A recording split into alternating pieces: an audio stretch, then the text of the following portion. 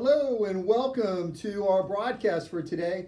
One of the things I love to talk about is the cold and flu season.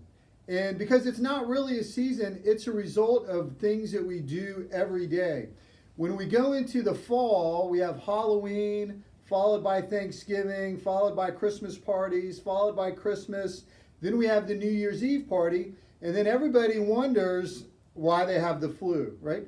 So it didn't have anything to do with the flu. It had to do with people running their immune system down into the ground and making them more susceptible to get the flu. In my personal experience, I never get infections. I'm like healthy all the time. But 2 times in my life, I ran myself down and got a staph infection, okay? So when I was in college, I worked at the City of Miami Sailing Center, which is in next to Monty Trainer's Marina in Coconut Grove. And there's a lot of liveaboard boats, and so things go into the water, which could potentially cause an infection.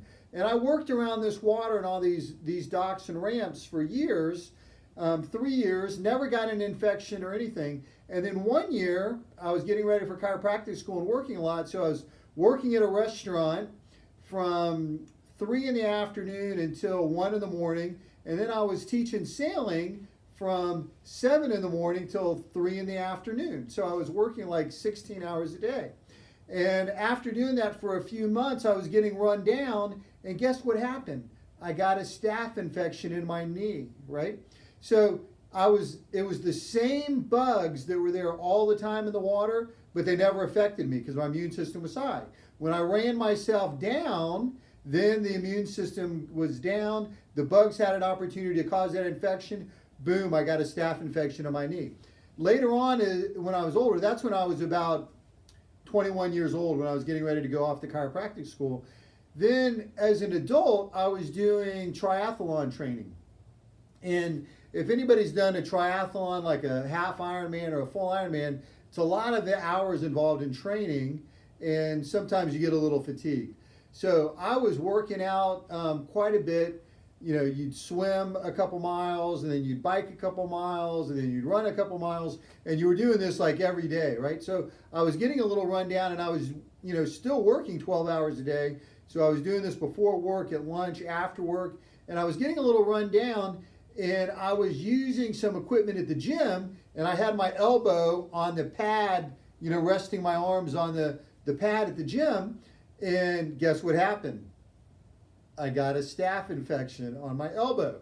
So did it have anything to do with these strong germs that were on this pad attacking me? Or did it have to do with my internal resistance? It had to do with my internal resistance. So we can't blame bugs for these infections, right? We're the ones that are responsible. And today, we're seeing a lot of this in everyday life. So when I was in chiropractic school, they would talk about nosocomial diseases. These are diseases from germs that breed in the hospital, and then they attack people, and people get sick. Some people even die.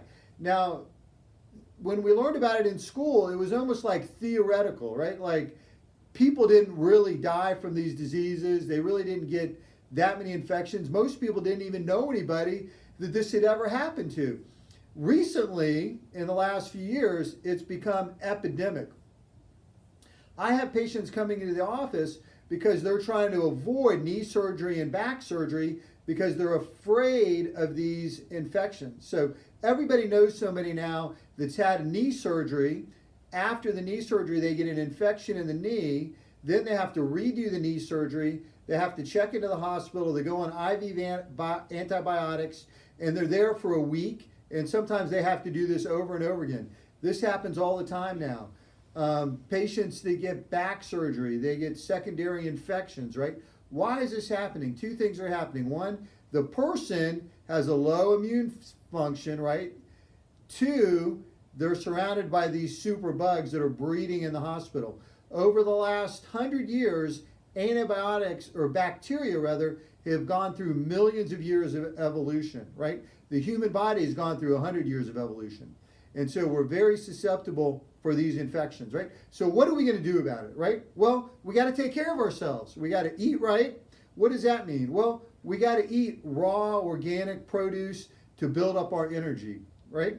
We got to avoid sugar, white flour, stimulants, and we got to get plenty of rest, because most of the time we can attribute these colds, flus, and things to our body. It's an inside out job. If we're getting the infection, it's because our body's not working right from the inside out. So killing these things on the outside is not going to make our body stronger from the inside. I'm going to post on Facebook and YouTube a video from one of my teachers, Dr. Dan Murphy, who's an instructor at Life West out in California, and it's about the 1918 flu pandemic. And the interesting thing about this flu was millions of people died, and it was one of the most horrific things that ever happened to the United States. But the interesting thing is there were some small towns where there was a lot of chiropractors, and basically everybody in the town was under chiropractic care. And they found out that, guess what? People in this town weren't dying from this flu.